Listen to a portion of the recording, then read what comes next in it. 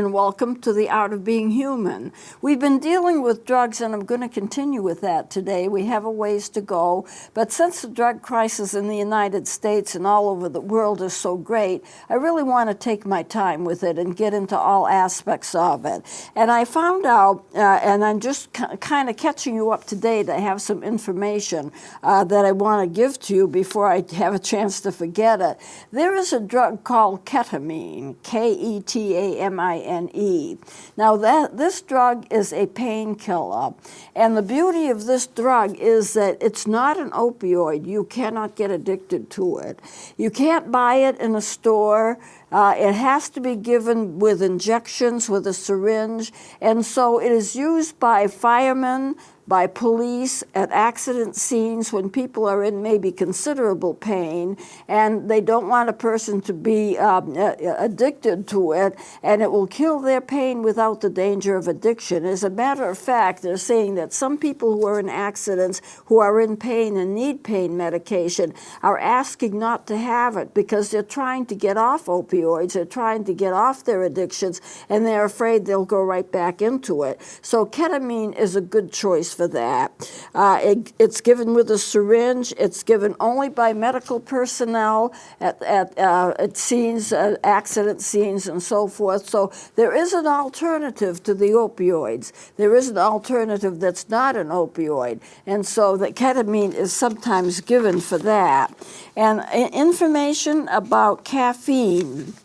I've gone into caffeine a little, but I'm going to be going into it more. I know that there are some people who don't want to have you take any caffeine at all. They don't drink coffee, they don't drink tea, they don't drink anything that's a soda or anything like a soda, but most people are taking caffeine in their systems every day. So how much is safe?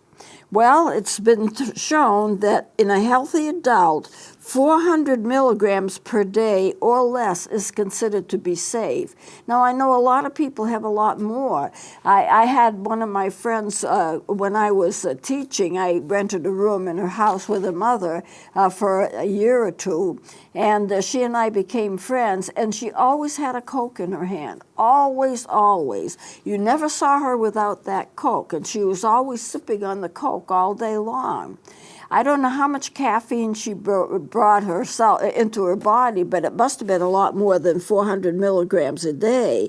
That there are negative effects that some people will get with 300 milligrams a day, but it's hard to keep it down to that low. If you drink 4 or 5 cups of coffee a day, which some say has 100 milligrams of caffeine. However, I've also read that coffee has 200 milligrams of caffeine. It probably depends upon how strong you drink it and all of that. You're definitely going to go over that 400 milligrams a day. So a single cup of coffee can include 100 to 200 milligrams of coffee, depending upon the size of the coffee, and the size of the cup, and also the strength of the brew. And so you need to keep a close eye on caffeine, and what will happen is you'll sleep a lot better, your body will function better if you don't have as much of it. Now, other than avoiding coffee and other kinds of drinks before bedtime, what else can you do to help you sleep? Well, there are various things, but limiting your caffeine is a help to sleep. Being quiet before you go to bed, not getting agitated about anything before you go to bed, not watching television programs that get your dander up or get you angry or get you excited, and not drinking coffee before you go to bed. Now, I know that you can get tea, but tea is also caffeinated.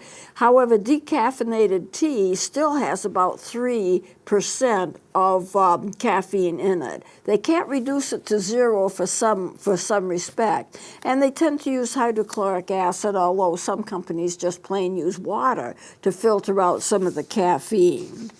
So this is something to consider. Also, as we're talking about how people treat each other. We're talking about the behavior of people toward each other. And one of the problems we have in society is the way that we treat each other. Who goes shooting because they don't like somebody else. Who treats people so badly that if you don't like them, you have the right to access their homes or access something about them and then do injury to them in some kind of way, sometimes even through the internet? We would have a lot more stable society if we treated each other with the respect that we deserve. Now, I have a lot of friends, and they don't always agree with me on everything, and I don't always agree with them on everything, but we're still friends. Because somebody doesn't agree with you doesn't mean they're your enemy.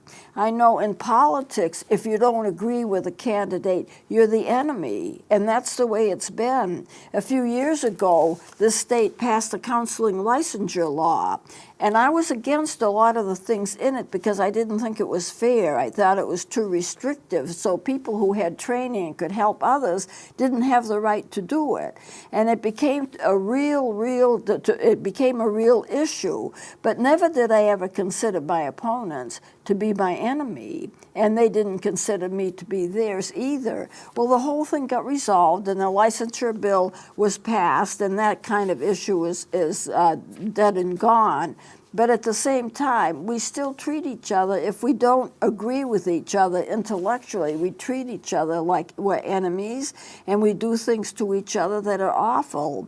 I remember being in Boston with my father. He was a great musician, and he studied at the New England Conservatory of Music. And I saw something that was deeply disturbing. When he went to Boston for his music lessons, we often went with him. It was like a family outing. As we were leaving, I noticed that there was two cars that were racing against each other.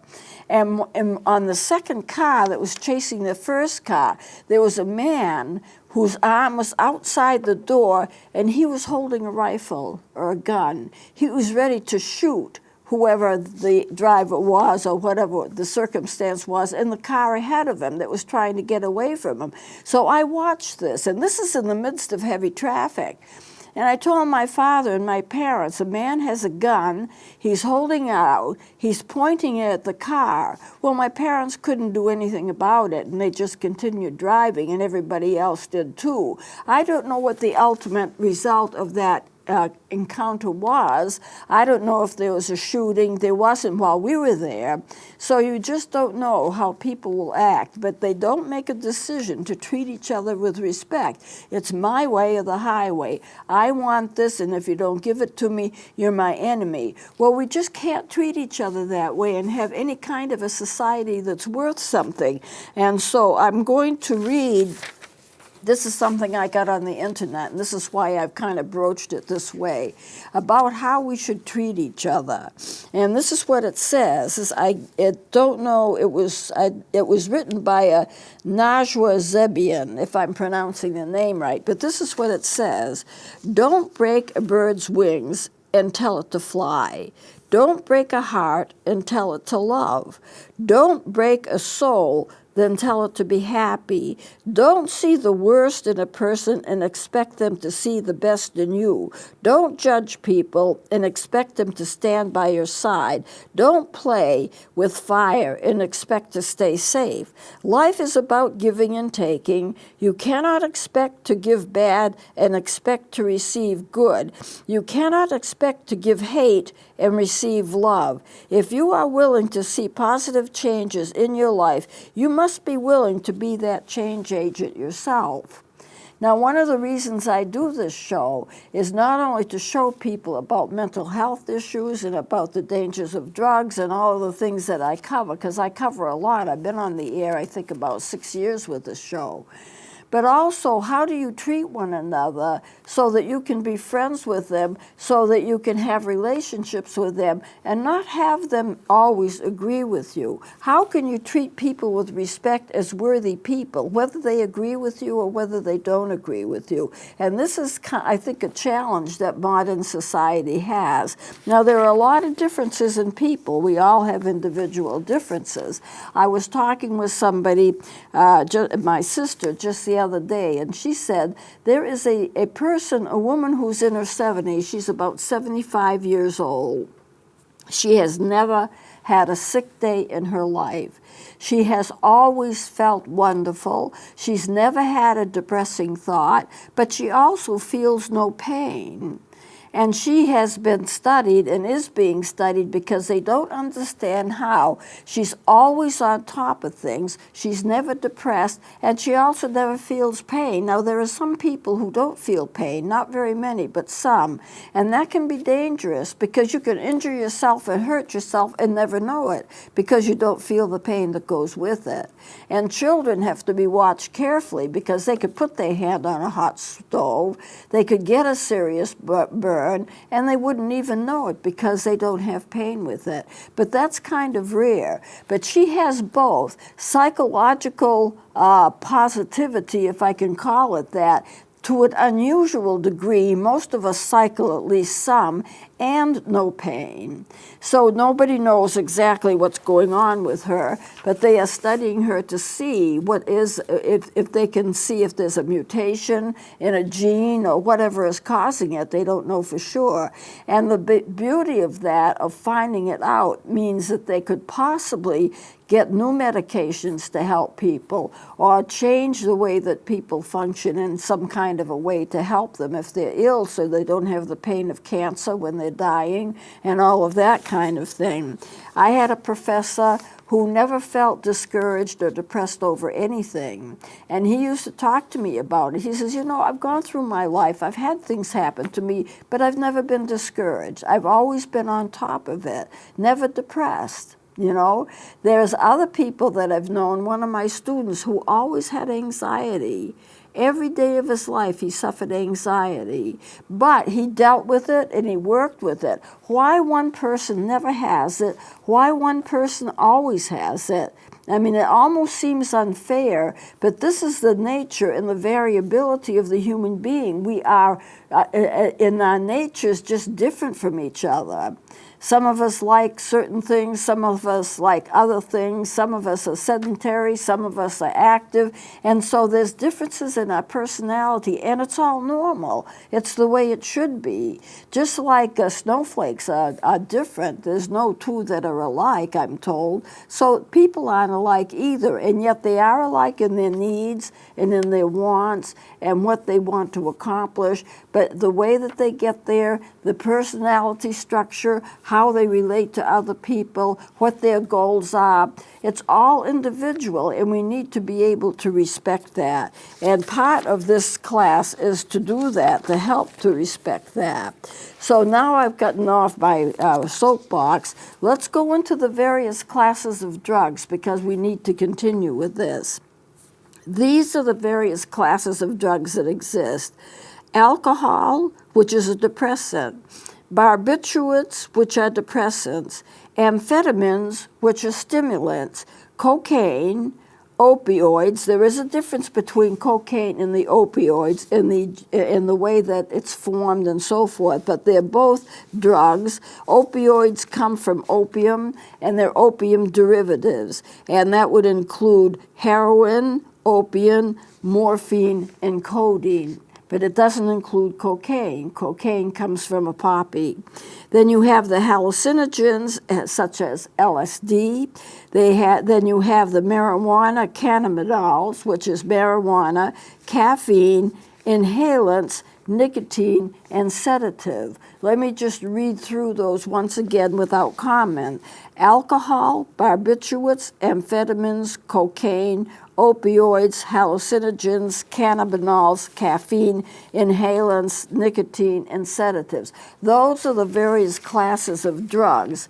Now, in alcohol, you have ethyl alcohol, beer, gin, rum, vodka, bourbon, whiskey, liquors, wine, brandy, sherry, and champagne. It would include all of those. The barbiturates would include Seconal, Nembutal, Emmental, Valium, Librium, Miltown, and so these drugs are considered to be part of the barbiturates. They kind of slow you down. And when you get into, see, I want to make sure I get everything here. Change my papers right so I don't leave anything else. The amphetamines would be Dexedrine, Didrex, Attenuate, and Ritalin. Cocaine comes from cocoa leaves, and that's in a class by itself. Opioids, as I mentioned before, would include heroin, which is more potent than morphine. It would also include morphine, codeine, Demerol, Percodan, and opium itself. So you see there are these different classes of drugs. Some slow you down, some kind of sedate you, some rev you up. Now the hallucinogens would include basically LSD, lysergic acid diethylamide is what it stands for. It's a hallucinogen because it gives you the experience of having hallucinations. But the hallucinations aren't real hallucinations. Those hallucinations come from a drug-induced state. It mimics that what the body does, what the brain does, it gets tricked when you take LSD, and so it starts sending out these hallucinogens. I mean, you see what would be like a hallucination, but it's drug-induced. In a regular hallucination from a mental illness, the body itself causes it. It's not drug-induced. Now, that's a pretty big difference. It may look the same to an outsider. I mean, if somebody sees some bugs crawling up the wall or whatever they're seeing, all of the things they're seeing that aren't there, it's not going to be obvious to anybody whether it's drug-induced or not, because the end results is going to be somewhat the same. But as far as the body is concerned, it's a big difference. Whether the body causes it itself due to some state, something wrong with a mental illness in which the biochemistry is off, or whether it's drug-induced because a person took something and it tricked the brain into giving a hallucination. There is a big difference between the two. Now, cannabinoids would include marijuana and hashish. Hashish would be a stronger form of marijuana. Now, most drugs are naturally occurring in plants, and the organic chemicals occur in nature. And so now, in all of the drugs that people used to take for medications were natural herbs. You can get these things. I mean, the nature causes these things to happen. However, now most of the drugs are synthetic, and they're created in laboratories, and they can be made very specific to the amounts. So that the drug is very specifically geared to a person. And I know a lot of people who need medications, they will create lab drugs for them if they need them. And so you get drugs from that as well. Now, a narcotic drug is considered to be a hard drug. It's a substance that causes addiction. And how a person becomes addicted, and I know I've gone over this before, but I think it bears repeating. You start taking a drug because you're self-medicating, because you don't feel well, you want to feel better, or you're curious, so you're experimenting with it, and this would be basically for teenagers, or you have the mistaken idea that once you take the drug, life is golden and you will be able to beat any kind of addiction because you know in your own mind you're not addicted at the present time, so therefore you're not going to be. You can control it with your mind. The problem is you can't control it with your mind, and after a while you need more and more to get that high, more and more to feel good, which you're willing to do because you want to feel good. It's a drive that you have. And then suddenly the brain chemistry all this time, without you knowing it, has been changing. And now it's a case of the brain and other organs of your body are actually demanding the drug. You must have the drug, and you're not going to be happy if you don't have the drug. And now the drug becomes your master, and you are hooked. You've gone from wanting it because it's pleasurable to needing it, because if you don't take it, you're going to have very serious withdrawal symptoms, and your purpose in taking it is to make sure you don't get sick with those withdrawal symptoms, because they're very, very difficult to go through. And I will, at a later time, not on this show because I don't have the chance to do it, I don't have the time for it, but we will be going through those withdrawal symptoms and exactly what they're like. You know, it's one thing to read off a list of symptoms, pain, nausea, muscle spasms, you know, all of this, and they're like a group of words. But if you're experiencing all of this, it's quite different, because now you're kind of in a hell that you're going through. true, that you can't get rid of the symptoms. They will go away eventually, but you will be very, very sick until you get out, until the drugs are out of your system, and then you'll have an intense craving for the drugs, and it'll be very easy to get back into them again. So some drugs have medicinal values, but even then, there's really no safe drug. So I'm going to close it here, and we'll continue with this next time because I don't have enough time to really get into something. So we'll close it here, and we'll continue with this next time. Please join me then.